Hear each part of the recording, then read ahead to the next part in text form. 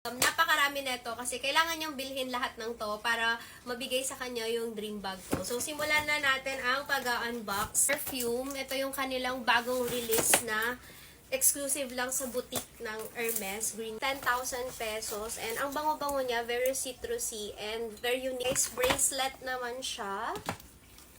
And, tadan! Meron tayong black gold na bracelet. Ganyan po siya. Ititwist mo lang siya dito.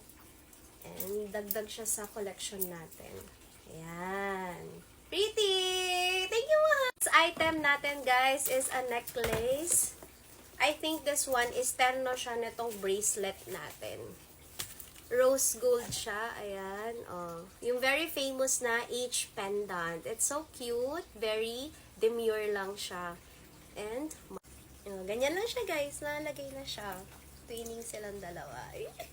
Perfume naman tong susunod, guys. 100 ml yung kinuha ko. Kasi na-in-love talaga ako dito. This is Rose Ikebana. Ano ko, in-love talaga ako sa mga pabango.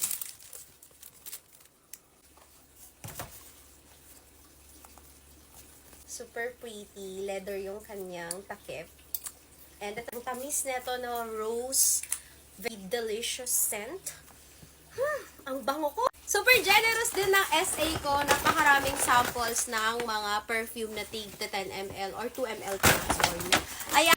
Etong malaking dalawang box naman para sa ating Jeep.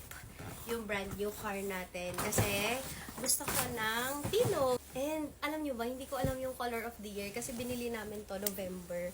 So nasakto siya sa color of the year. Yan. Parang pa-brown siya ni gray. And minimalist style lang kasi yung gusto ko. Gusto ko H lang. Ganyan. Ayoko nung sobrang daming nangyayari. Yan. Dito sa blanket na to, naloka ako kasi hindi ko na-expect yung price niya. Basta may something about sa tela daw niya. Yan. So, ganito rin siya. Para patulog ka naman. Diba? Hindi mo na maiisip na may betrayal, may trauma.